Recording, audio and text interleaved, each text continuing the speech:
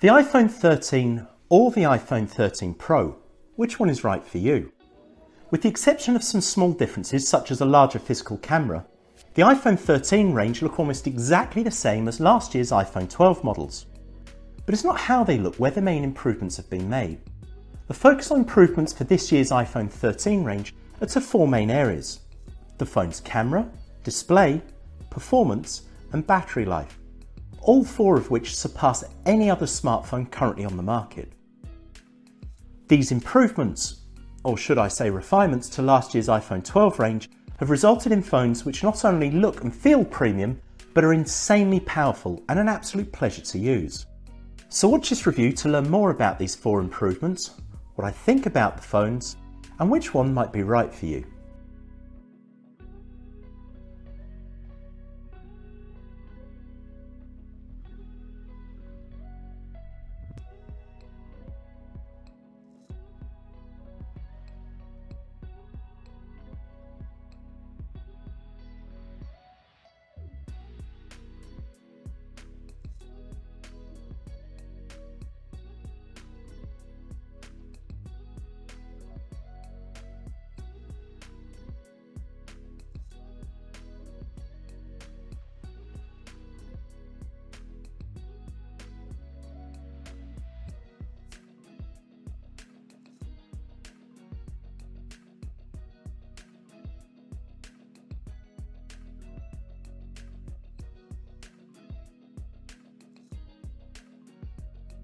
So let's start with the camera on the iPhone 13 Pro.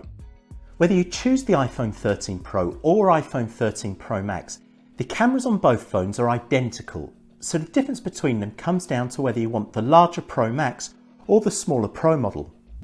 The three lenses on the back of the Pro include a wide camera lens, an ultra-wide camera lens and a telephoto lens, all of which have been improved this year.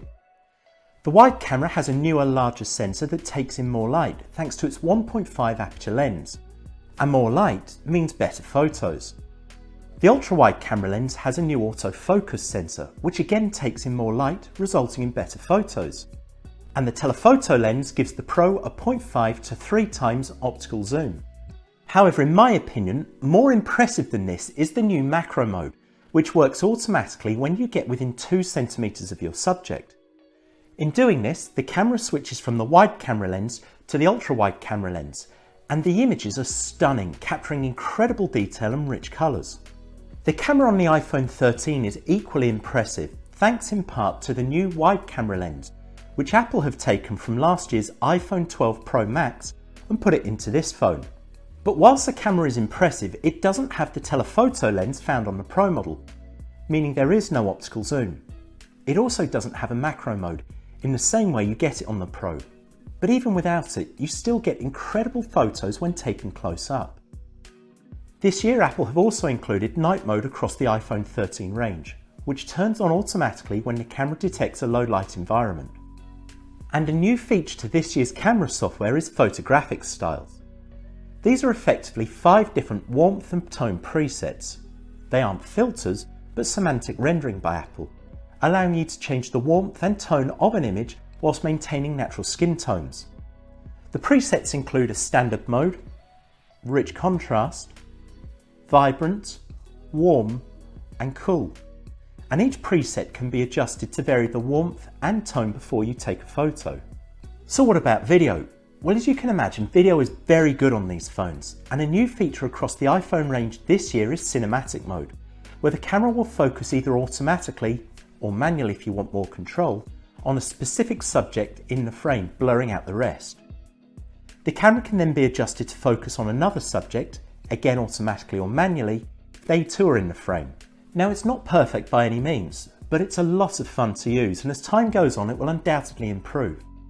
Additionally, later this year, Apple are releasing ProRes, which will further improve the quality of videos. But due to the size of files, it will only be available to people who own an iPhone Pro with 256GB of storage or more. The display is perhaps one of the most underrated aspects of any device or system, as it's here no matter what you're doing, your eyes are fixed. So if you're on your phone for many hours each day, it's a really important aspect. And this year's iPhone 13 range all have a new Super Retina XDR display with a low-power OLED panel that makes displays up to 28% brighter compared to last year's phones. Now, even more impressive is for the first time Apple is introducing something called ProMotion to its Pro models. ProMotion is an adaptive display which refreshes from between 10 to 120 frames per second, depending on what you're doing. And because it's adaptive, it helps preserve the battery. This difference in refresh means things such as swiping between apps or scrolling through text is smoother. And it's surprisingly good. In fact, at first I was initially skeptical about it, but switching between my 60Hz iPhone SE and this 120Hz Pro is noticeable. As for the notch at the top of the display, well, it's 20% smaller without compromising any of the technology inside, such as Face ID. Now, for myself, this isn't a game changer, and although Apple haven't done anything extra with the space at present, it has opened the door for them to add additional icons at a later date.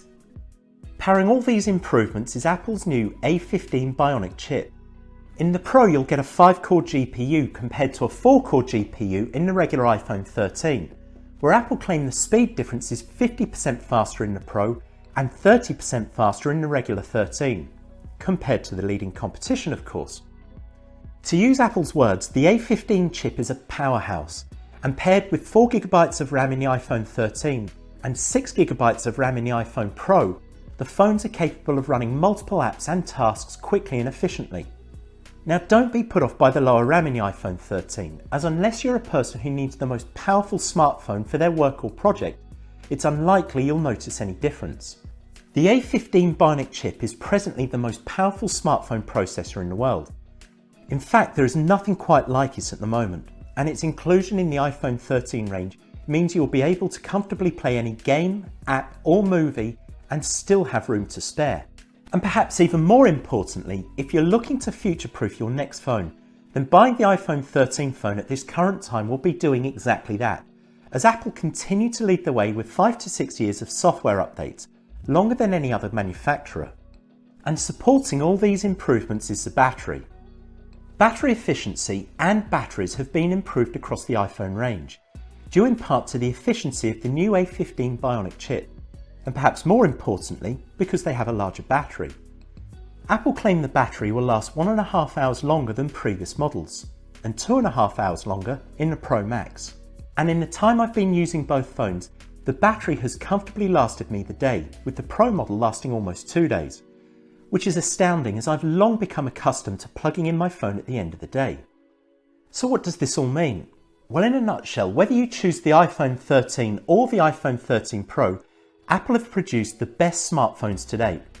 I really like the Sierra Blue on this Pro, and the red on this iPhone 13 is a much richer, deeper colour, giving a more premium look. The camera, display, power and performance and battery life are all superior to any other smartphone currently on the market. And aside from continued improvements to these areas, there really is little more Apple can do with the phones. Sure, you could perhaps remove the notch, but where would the technology for Face ID go? You could also add more RAM, but Apple's control of its iOS and different programming language mean Apple iPhones don't have the same need for more RAM, where apps, games, films and all the phone's functionality work fluidly and extremely well. The added weight of the larger battery means the phones feel slightly heavier, but this also gives a more premium feel to their already extremely well engineered phones.